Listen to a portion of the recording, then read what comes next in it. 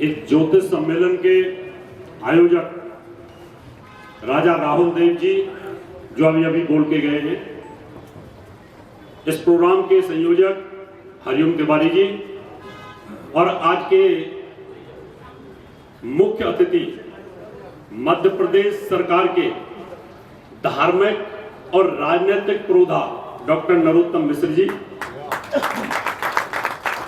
अब वो धार्मिक इसलिए कहा कि कभी कभी हमारे साथ टीवी पे डिबेट भी हो जाती है, कभी हम बैठे थे तो उधर से भी इंटरव्यू चल रहा होता है और ये अच्छी बात है। अगर राजनीति के अंदर धर्म हटा दिया जाए तो राजनीति किसी काम की नहीं, इसलिए धर्म बहुत जरूरी है और सनातन धर्म को अगर जिंदा रखना है तो हमें नरोत्तम मिश्रा जी जैसे गृह मंत्री हर स्टेट में चाहिए। चिकनी चुपड़ी बातें नहीं, जिनके अंदर किसी बात को खुल के कहने की हिम्मत नहीं। अगर यहां पर मध्य प्रदेश की जमीन पर एक कॉमेडियन ने अगर मजाक बनाया देवताओं का तो उनको जेल कराई। उसके लिए बड़े साधुवाद के पात्र हैं आप और आपकी सरकार। मैं एक एस्ट्रोलॉजर भी हूं और टीवी पे धर्म गुरु और हिंदू धर्म का पक्ष भी रखता हूं। अब यहां मिक्स जनता है तो मैं ज्योतिष की कुछ बातें आपके सामने रखूंगा। थाईलैंड के अंदर अभी ज्योतिष सम्मेलन हुआ था, इंटरनेशनल ज्योतिष सम्मेलन था, उसके अंदर कुछ बातें रह गई थी तो मैं 10 मिनट के भीतर उन बातों को रखता हूं और मैं चाहूंगा कि हमारे गृह मंत्री जी उस पर ध्यान देंगे। पावर उनके पास है और इस तरह के मैं समझता हूं कि अगर सिलेबस लगे, जब गीता जैसे सिलेबस लगे, कुछ चीजें जैसे पहले होती थी वो सब चीजें भी अगर आएंगी तो निश्चित तौर पर कहीं ना कहीं हमें हिंदू धर्म को, सनातन धर्म को आगे बढ़ाने में लाभ मिलेगा। यहां सब लोग बीमारियों से पीड़ित होते हैं, हर एक को कोई ना कोई बीमारी है।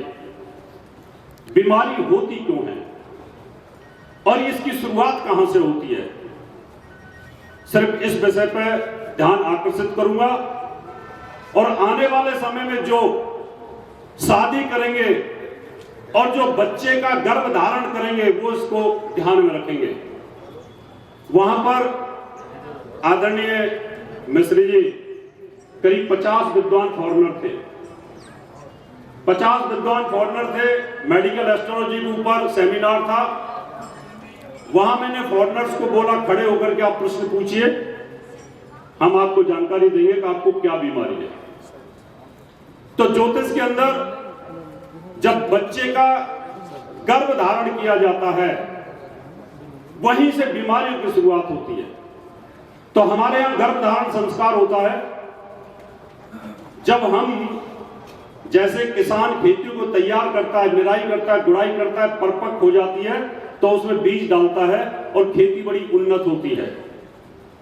हमारे वेद, हमारे शास्त्र, हमारे पुराण, हमारे उपनिषद ये कहते हैं कि जब गर्भ धारण करो तो उस समय ग्रहों की गति को देखो कि अंतरिक्ष में ग्रहों की चाल कैसी है।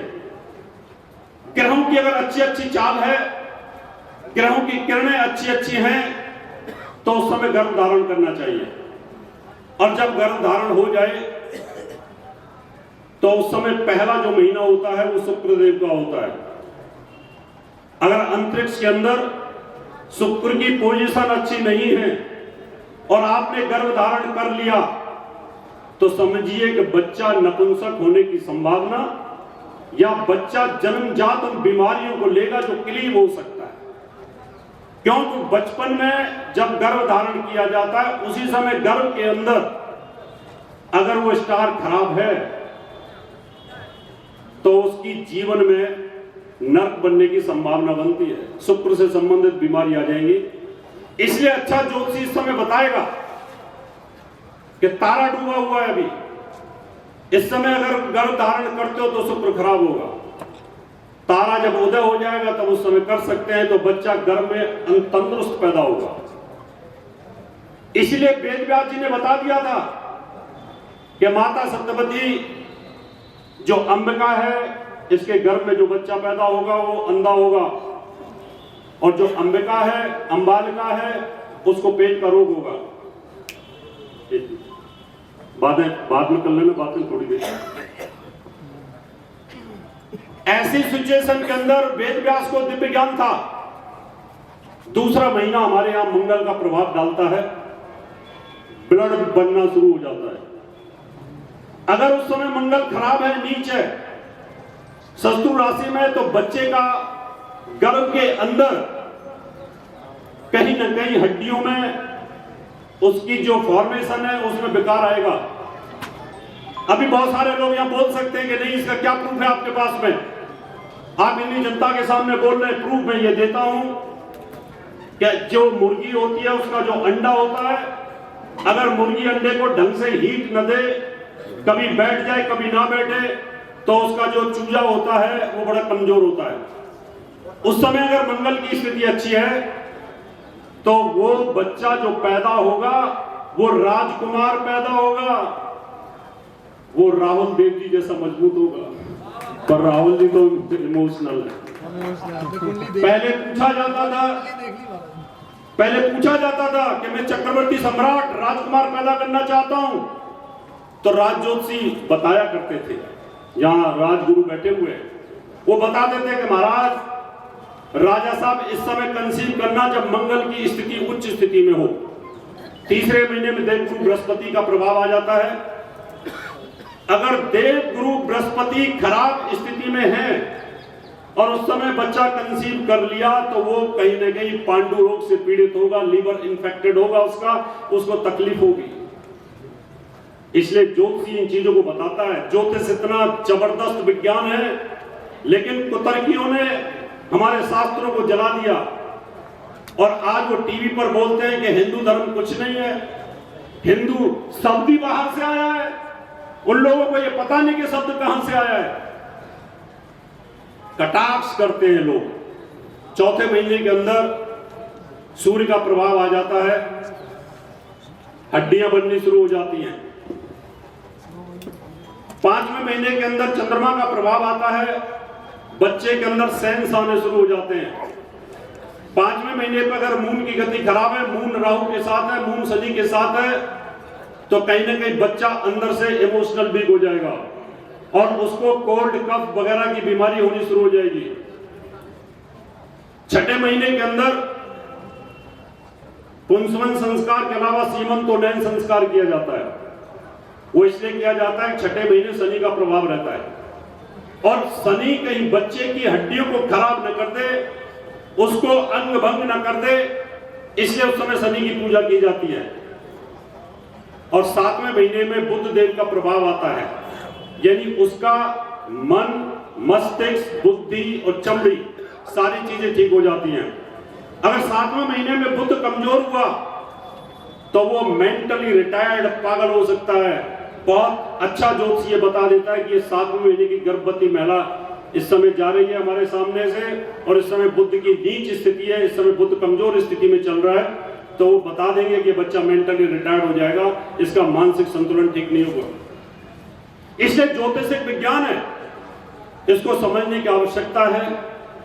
इस पर उंगली उठाने से पहले सोचना होगा, क्योंकि जब हमें ज्ञान नहीं होता तो हम किसी भी चीज को अंधविश्वास बोल देते हैं कि ये ज्योतिषी तो कुछ भी बोलते हैं। अभी आपने देखा होगा टीवी के ऊपर अच्छी अच्छी बातें ज्योतिषी बोल दें तो उस पर यकीन नहीं होता। हमने चिल्ला चिल्ला के बोला ग्रहण का प्रभाव होगा, नेपाल लखनऊ से लेके मणिपुर के बीच बीच में होगा। जिसने जो बोला कुछ बोला, लेकिन हमने ये बोला कि इस वजह से होगा, वैज्ञानिकों के सामने बोला और अभी तो उसके प्रभाव होंगे। इसलिए हमारे ऋषि मुनि बड़े विद्वान थे और 8वां महीना उसमें लगन का प्रभाव होता है। चंद्रमा मां के हृदय के साथ जुड़ा होता है, इसलिए 8वें महीने के अंदर जो मां सोचेगी बच्चे के अंदर वो संस्कार आने शुरू हो जाते हैं। और उस समय अगर वो गलत सेवन करती है, गलत चीजें सोचती है, गलत चित्रण करती है, गलत चीजों को देखती है, तो बच्चे के ऊपर नेगेटिव इफेक्ट आता है। और 9वें महीने के अंदर फिर सूर्य का प्रभाव आता है, बच्चा परिपक्व हो जाता है।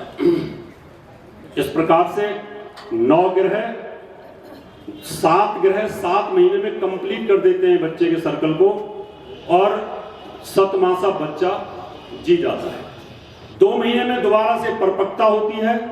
अगर आप स्वस्थ बच्चा चाहते हैं, आप चक्रवर्ती सम्राट तो अब रहे नहीं, आप चाहते हैं डॉक्टर नरोत्तम मिश्रा जैसे महान पॉलिटिशियन पैदा हो, अमिताभ बच्चन जैसे फिल्म स्टार हो, और आजकल के खिलाड़ी जैसे हो, अच्छे अच्छे IAS IPS बने, तो उसके लिए आपको गर्भाधान संस्कार से लेकर के 9 महीने की स्थिति को आपको रिसर्च करना पड़ेगा।